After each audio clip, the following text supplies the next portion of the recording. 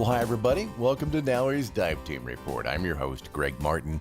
You know, I've talked before about how I was inspired to become a diver by a lot of the same shows that many of you have been. There was a definite charm to a lot of the gear back in those days. But today's modern diving points to newer, more streamlined, and in some ways safer gear. But it is just fun to sometimes get a chance to use some of that old vintage scuba gear, the old double hose regulators. Well, NAUI and the History of Diving Museum down in Islamorada, Florida, recently gave divers a chance to use some of that old gear during the museum's Vintage Weekend Wonders event. NAUI's Jim Gunderson and Terence Tysall were a part of the group getting divers in and out of the water.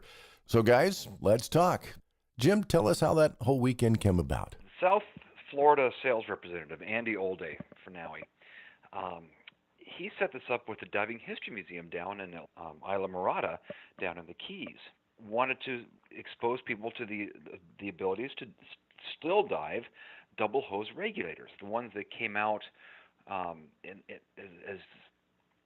the 1950s and 60s, that people were diving on a regular basis before the single hose regulators came into being. And our director of training, Terence Tysall, has a pretty good collection of functioning double hose regulators. So we put everything together and coordinated with the Diving History Museum, and we went down to the Keys for the weekend and had a great time working with the staff and volunteers from the Diving History Museum and put on this event that people could actually dive these double hose regulators in steel 72 round bottom cylinders, the traditional webbing and harnessing that were used in the old Sea Hunt movies, for instance. We even had a couple of replica round oval masks that divers could use if they didn't want to use their own mask. They wanted to go truly vintage. And we had a great time. I don't have an accurate count of how many divers were there, but each diver was fitted into a scuba unit with the cylinder and the straps, and taught how to use the double hose regulator, taught how to clear it, how to deal with the free flow, and were paired up with a safety diver. We just took them one-on-one, put them into shallow water, did a couple of real basic skills so they were comfortable in the gear and knew how to deal with some really basic problems such as mask clearing and regulator clearing, checked their buoyancy, and we went and did a dive for 15, 20 minutes with each of these participants. And we were right there just in case something did go sideways, and we had plenty of safety gear set up. We had floats and dive flags. We had this whole little cove all to ourselves. We had it all marked off.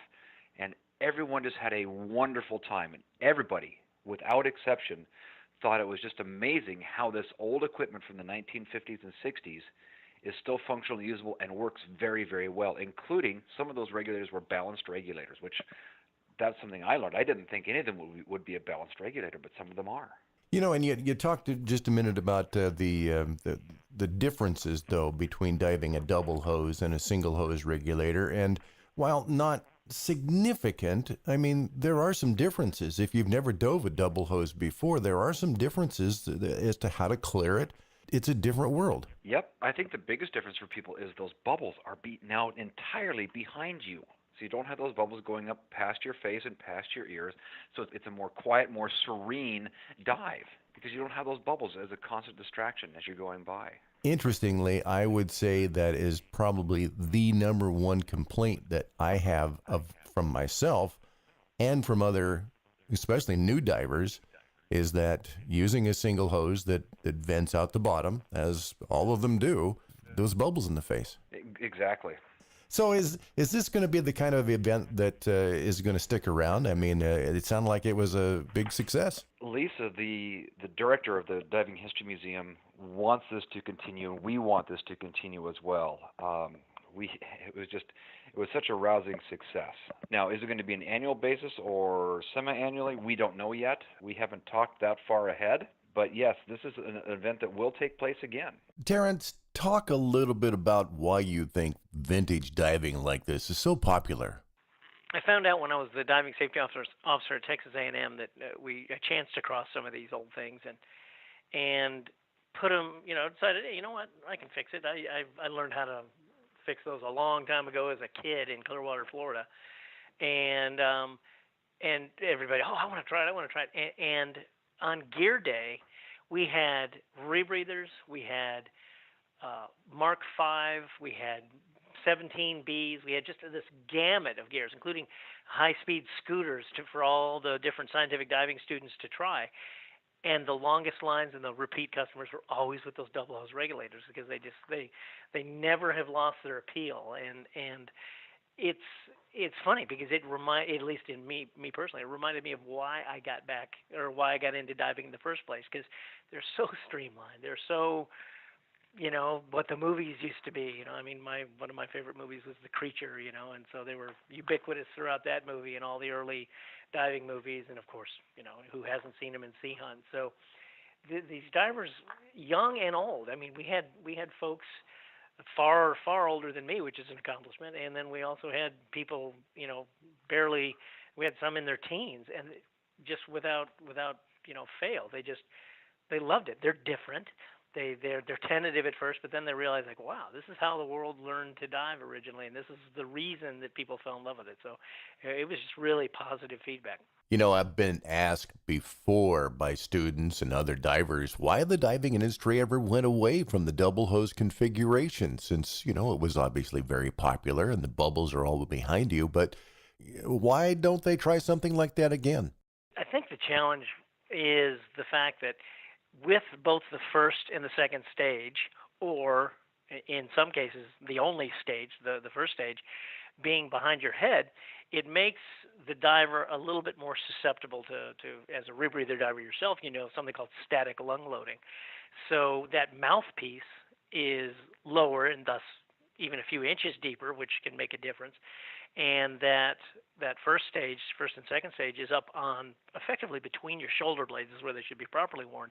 And so it makes them a little bit tougher to breathe in a traditional, or I should say, a modern way that we dive. I mean, people didn't used to dive quite so horizontal as we do now. Any of you longtime listeners to the podcast will, of course, recognize that we recently featured the History of Diving Museum on the show.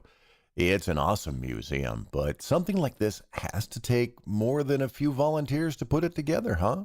It's just an awesome place. So I got to see it the first time Friday when we showed up to help do our setup for everything.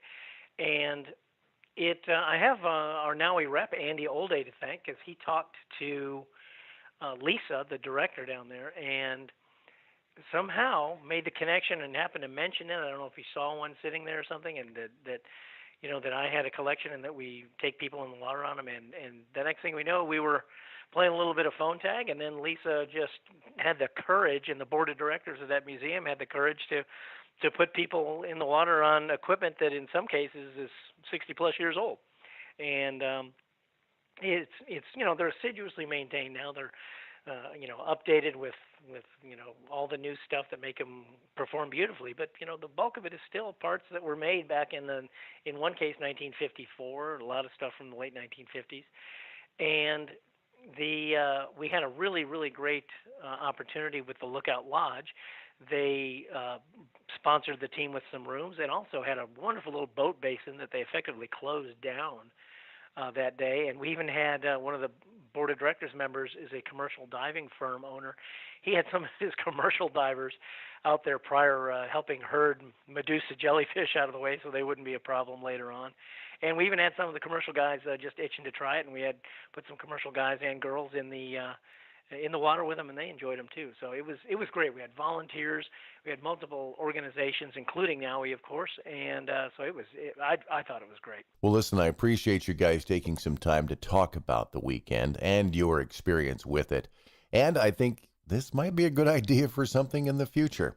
Plus, if you have an interest in learning to dive or to take maybe an advanced scuba class, be sure and check out your local NAUI dive shop. And you can always go online to naui.org, NAUI.org. And if you like the podcast, please give us a positive review. Hit that 5-star rating. You can find us on iTunes and Google Play. And that's going to wrap it up for this episode of NAUI's Dive Team Report. I'm Greg Martin. Appreciate you listening. I'll see you underwater.